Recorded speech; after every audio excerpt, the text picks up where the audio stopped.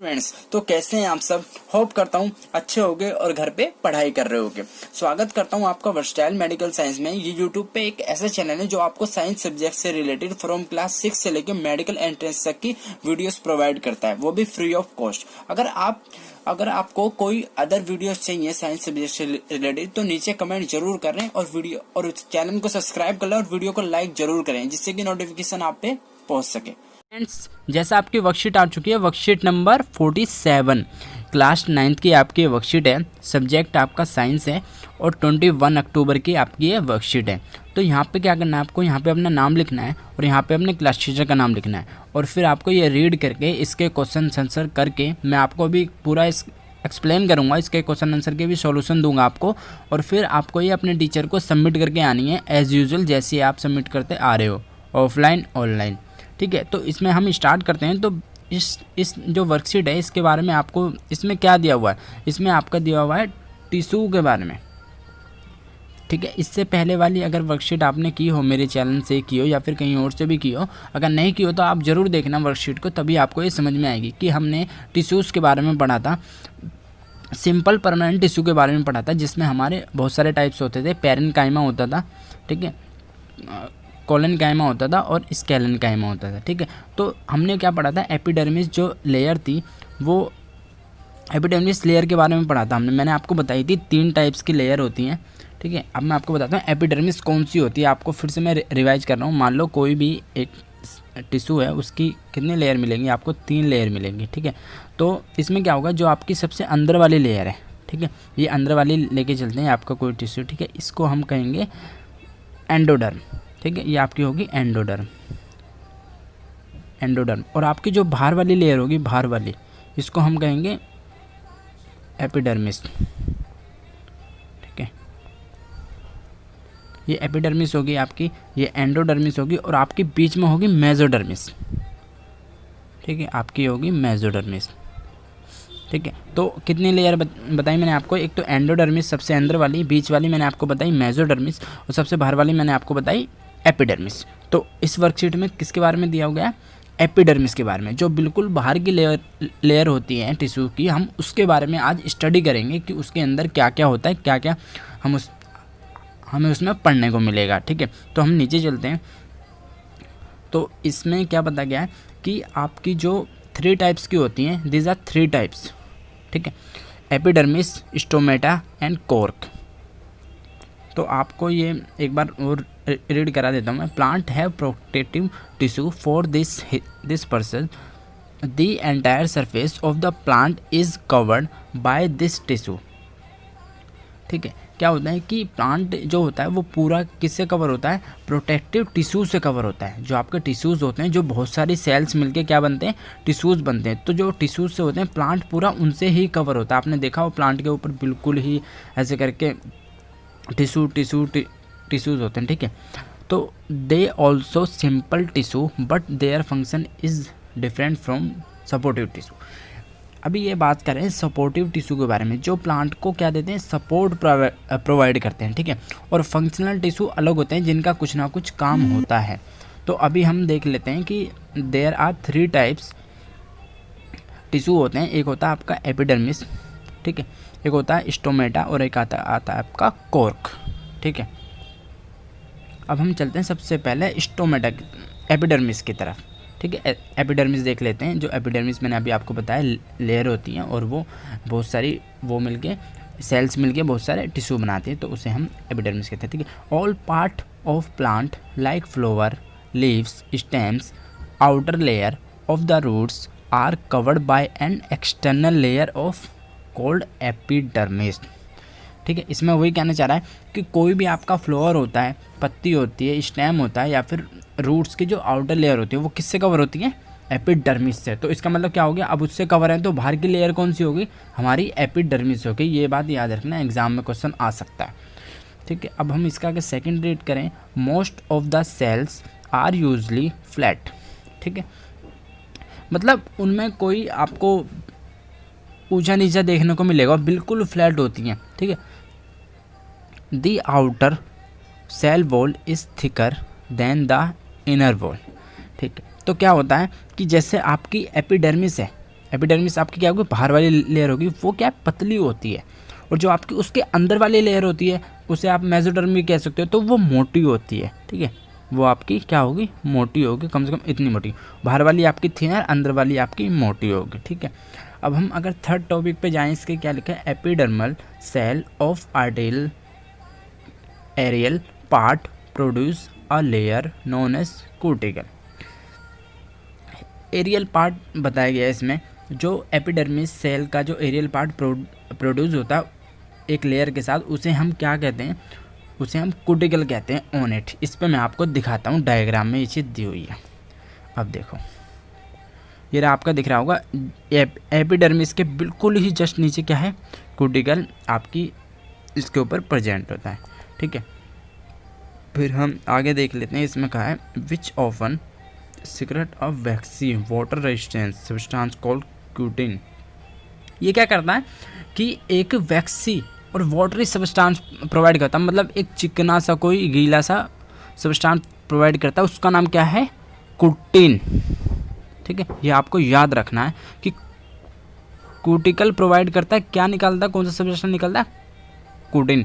और क्या काम होता है इसका, ये क्या करता है उसके अंदर, ये वाटरी मतलब उसको नमी देता है, एक तरीके से वाटरी रेजिस्टेंस होता है और वैक्सी करता है। ठीक है, वैक्सी सब्सटेंस होता है इसका प्रोडक्ट। ठीक है, it is more prominent in the aerial part of desert plant.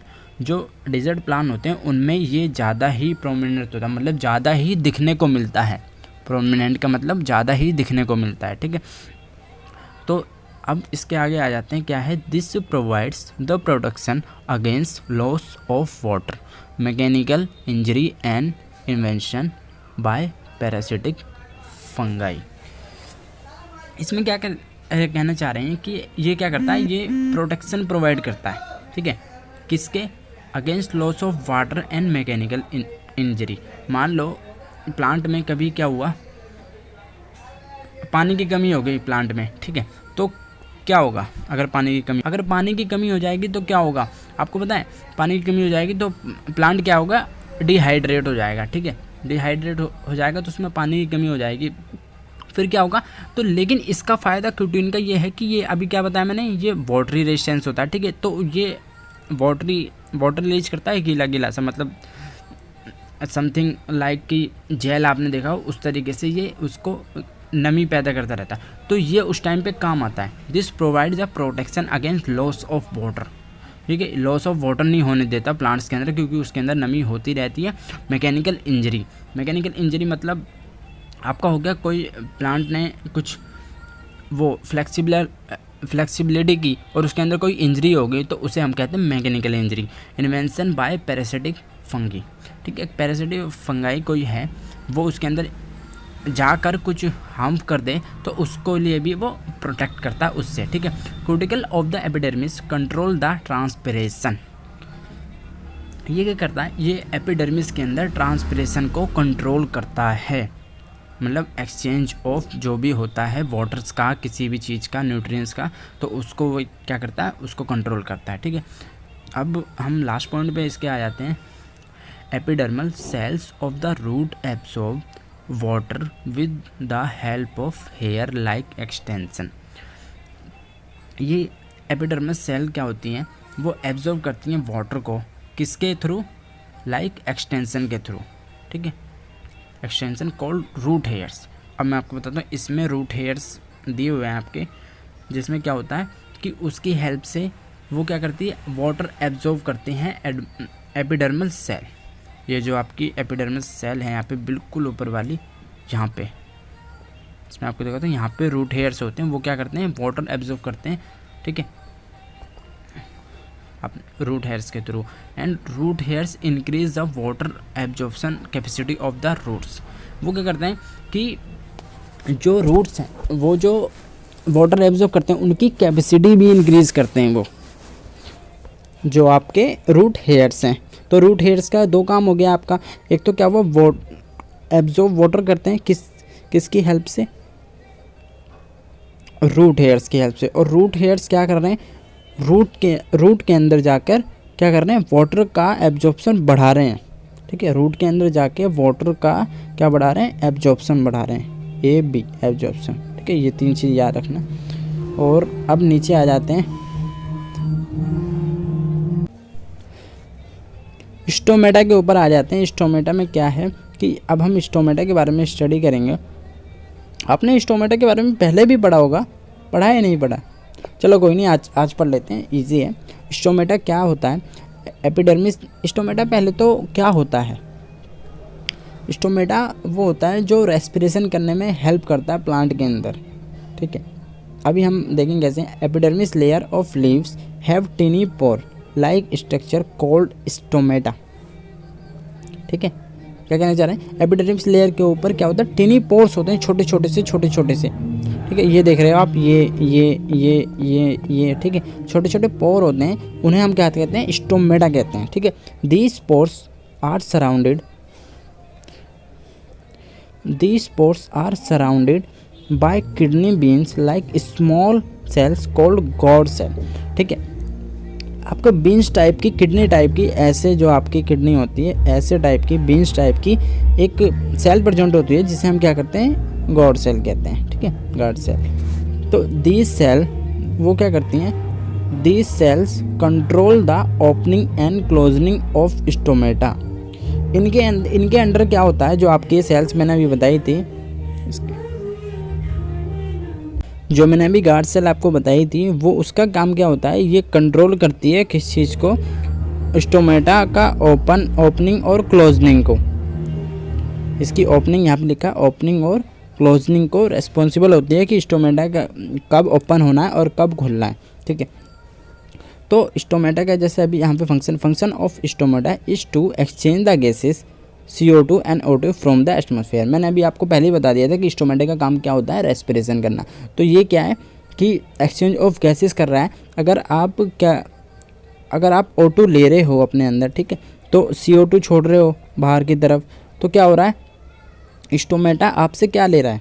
Stomata आपसे CO2 ले रहा है और ऑक्सीजन छोड़ रहा है। तो ऐसे ही क्या कर रहा है? Exchange of gases CO2 and O2। वो क्या करता है कि आपसे CO2 लेता है जो आप छोड़ते हो, और आपको क्या देता है? ऑक्सीजन देता है, ठीक है। अब इसका लास्ट पॉइंट क्या कहते हैं? They also help in transpiration. ये आपका ट्रांसपिरेशन में भी हेल्प करता है। ये टॉपिक भी इम्पोर्टेंट है, आपको याद, तो इसको भी आप अच्छी तरीके से याद कर लेना, एग्ज़ाम में आ सकता है। अब हम देख लेते हैं आपका जो दिया हुआ कॉर्क, इसे हम क्या बोलते हैं? कैम्बियम भी बोलते हैं, ठीक है। As the plant grows older the tissue on the outer layer of roots. तो ये कहना चाह रहे हैं जो आपका कोई भी प्लांट होता है, ठीक है, वो अगर ग्रो करता है, वो ओल्डर हो जाता है। जैसे मैं आपको बताता हूँ, कोई भी प्लांट है, ठीक है, अगर वो बड़ा हो गया, तो आपने देखा होगा जब भी बड़े प्लांट जो भी आपने देखे हो, नीम के देखे हो, सहतूत के देखे हो, आपने जामुन के पेड़ देखे हो, जो भी देखे हो, तो वो जो आप देखोगे, वो जो बड़े प्लांट होते हैं उनके आप ब्राउन कलर की लेयर देखोगे, ठीक है, ब्राउन कलर की लेयर हो जाती है उनके जो प्लांट के ऊपर नीचे जो होती है, वही आपकी क्या कहलाती है? कॉर्क, ठीक है। उसे कैम्बियम भी बोलते हैं। तो इसमें यही बताया गया है कि जो क्या होता है, all the plant grow older and tissue on the outer layer of fruits stem become hard and converted into cork, ठीक है। मैंने आपको बताया वो हार्ड हो जाती हैं और कॉर्क में कन्वर्ट हो जाती हैं। अब आगे क्या है? This produce a multi layer outer covering known as bark on the plant. ये क्या करती हैं? मल्टी लेयर की हो जाती हैं। जैसे कि आपने देखा हो कि कोई पापड़ी सी जम जाती है उनके ऊपर और वो गिर भी जाती है कभी कभी, ठीक है। तो वो क्या होता है? एक मल्टी लेयर, बिल्कुल ही बहुत सारी लेयर्स मिलकर मल्टी लेयर बना लेती है, आउटर कवरिंग, ठीक है। और जो वो बना लेती है उस पोजीशन को क्या कहते हैं? प्लांट के ऊपर जो आउटिंग कवरिंग मल्टी लेयर से बन जाती है उसको हम बार्क ऑन द प्लांट कहते हैं, ठीक है। ये बता हुआ। अब थर्ड में ये क्या कर रहा है? Due to the deposition of suberin, ठीक है।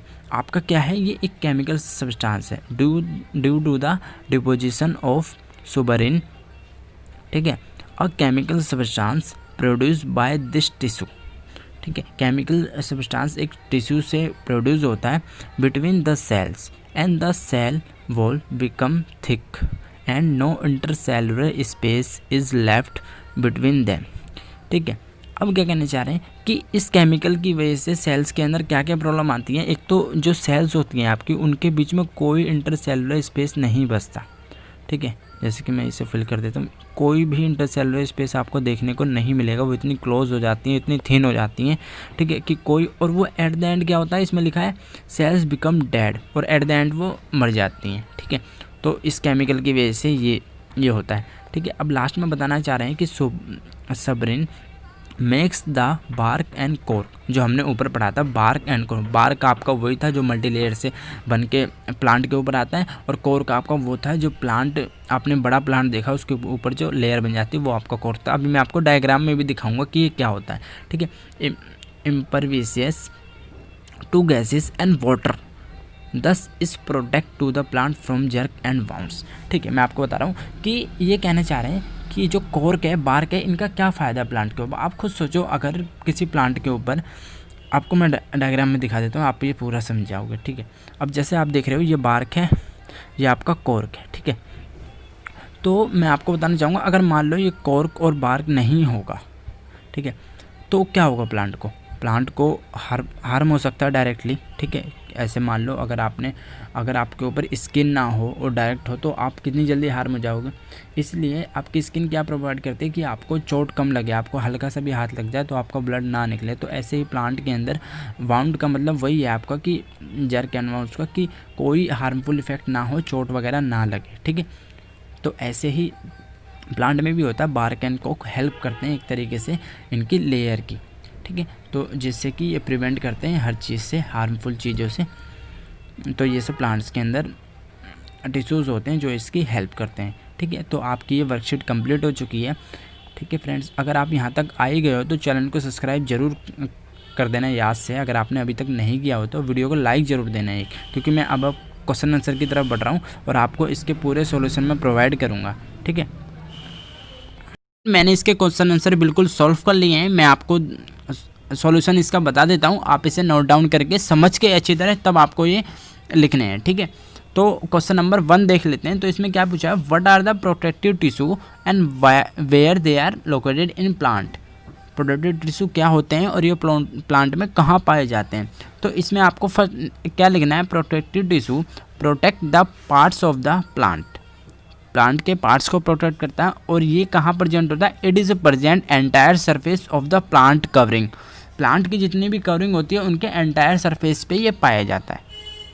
सेकंड क्वेश्चन हम देख लेते हैं क्या पूछा गया है। सेकंड क्वेश्चन में पूछा गया है, what right the functions of epidermis. Epidermis का आपको फंक्शन लिखना है, क्या होता है, ठीक है। तो लिखेंगे हम, all parts of the plant like flower, leaves, stems and outer layer of the roots are covered by epidermis.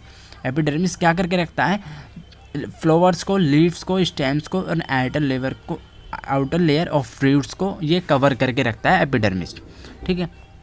एक एक फंक्शन बहुत है, इतना डीपली कि इतना आपको वाइल्डली नहीं करना है इसको, ठीक है।